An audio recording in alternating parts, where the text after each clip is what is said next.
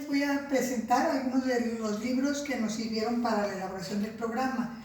El libro de La Fundación del Inconsciente, de Silvia Blesma, es aquí de donde se extrae el caso Dani y el caso Alberto. Son muy buenos casos.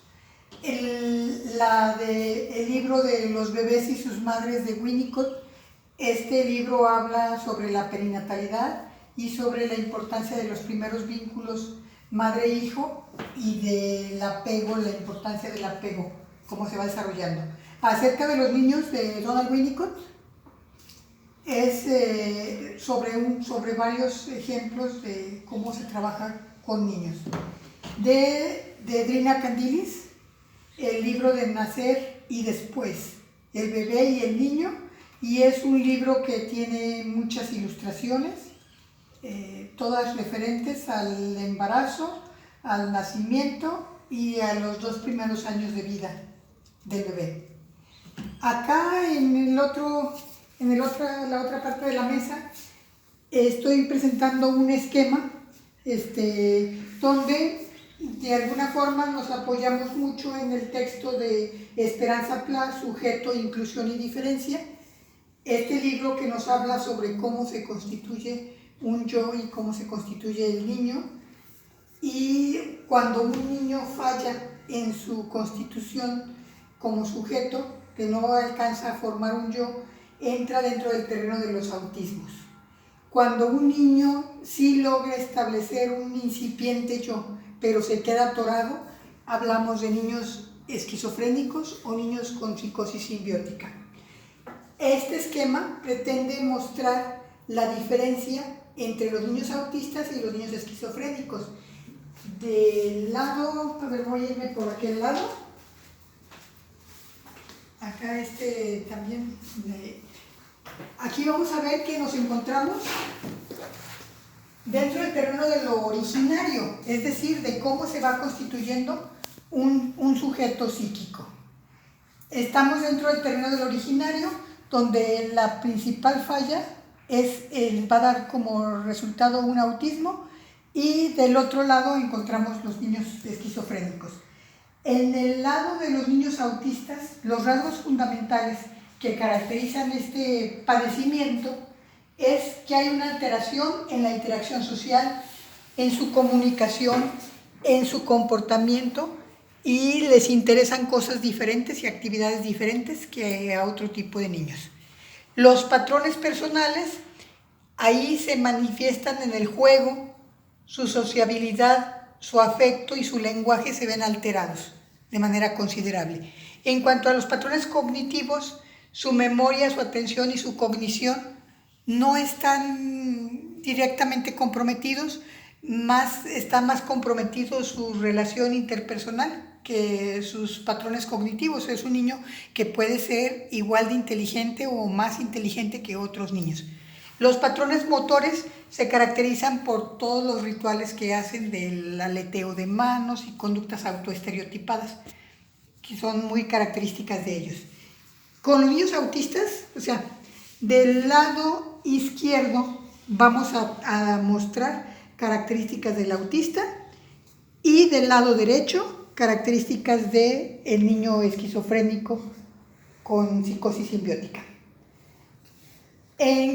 Haciendo una comparación entre uno y otro. Por el lado de los autistas, en el autismo precoz, desde la constitución subjetiva del niño, podemos decir que hay una ausencia de un yo, hay una ausencia de la constitución del yo. Eso le provoca al niño que se quede sin juego. Es un niño que no juega, no tiene sensaciones normales y parecen sordos o ciegos, aunque no lo estén.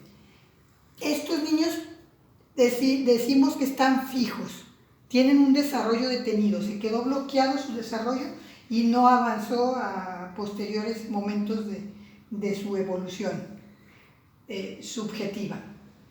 Entonces están detenidos, a diferencia de los niños con psicosis simbiótica, donde ya hay un desarrollo, pero es un desarrollo que está confuso, está fragmentado. o sea, dividido, escindido, es extravagante, está desorganizado. Los niños esquizofrénicos muestran una gran confusión. Los niños autistas, acá, de este lado, no distinguen los objetos animados y los inanimados. Ellos todavía no hacen esa distinción. Se protegen de experiencias aterrorizantes, por lo tanto, se cierran en su mundo, por protegerse de lo que ven al mundo amenazante, y ellos se encierran en ellos mismos.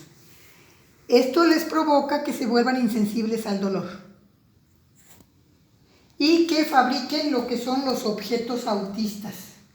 Estos objetos autistas son, por ejemplo, los bordes de las mesas, los aparatos electrónicos que le interesan más que los otros niños, que les interesan, a los demás niños les interesan los monitos de peluche, cosas pachoncitas, así que abrazar. A los niños autistas no, ellos les interesan los objetos duros, mecánicos o que no tienen contacto con los humanos.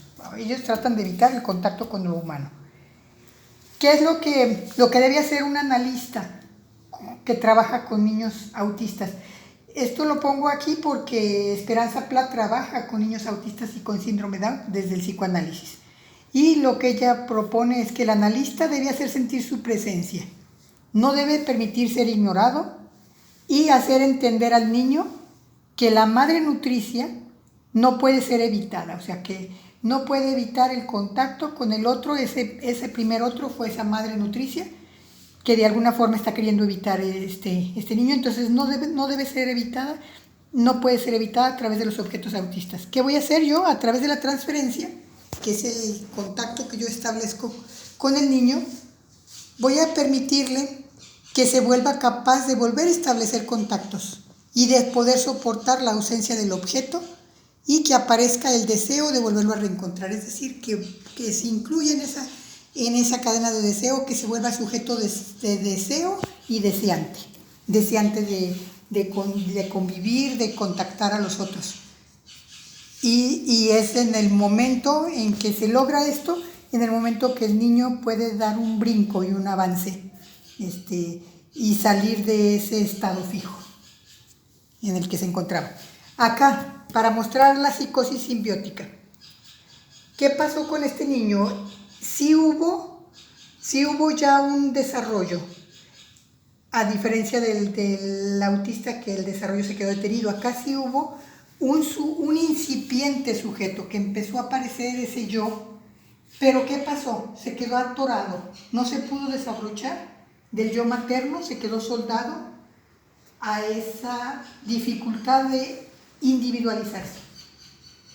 Este niño no se pudo fijar a la madre, no se pudo simbiotizar, no se pudo pegar, y este niño se quedó atorado, se quedó como soldado y no se pudo individualizar, sino quedó como si fuera prolongación del objeto materno.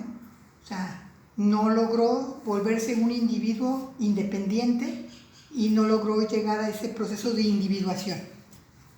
Un ejemplo muy ilustrativo de este tipo de padecimiento de psicosis simbiótica lo describe Silvia Blackman en el libro que les mostré acá, que es el caso Alberto. ¿Qué tenía Albertito? Alberto, su sintomatología nos estaba mostrando que había fallas en su constitución psíquica, y eso lo mostraba a través de los siguientes síntomas. Sus síntomas eran pánicos varios, tenía mucho miedo a los ascensores, a la oscuridad, a los ruidos fuertes, y había eran terrores masivos que no lograban fobizarse. Esto es muy importante remarcar la diferencia. Un terror sin nombre es muy diferente a un terror fóbico, como el caso de Hans. El terror sin nombre, que es el de los niños más pequeños, no puede ni siquiera ponerle palabras a lo que siente.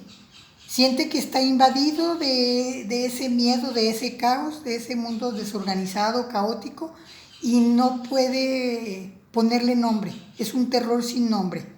Y nuestra función como terapeuta sería tratar de ponerle un nombre, tratar de que lo pueda entender, que lo pueda exteriorizar y que pueda hablarlo.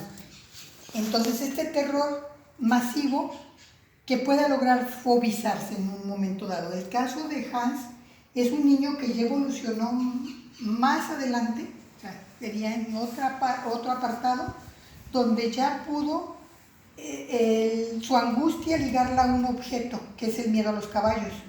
Y ese ya es el objeto fóbico. Por lo tanto, su angustia solo se va a presentar cuando el objeto fóbico está presente. Y cuando no está presente el objeto fóbico, él puede descansar de la angustia. ¿Sí? O sea, si se fijan lo inteligente que es este niño, de cómo ligar esa angustia a un objeto y descansar de esta angustia, cosa que no puede hacer Alberto. El caso de Alberto, él no puede descansar de esa angustia porque es una angustia que le está invadiendo todo el tiempo. Es una angustia más arcaica y más primaria. Bueno, pues esto es todo, es lo que quería mostrarles de este esquema. Espero que pueda servir como punto de referencia para poder enganchar ahí los diferentes textos que nos toca leer.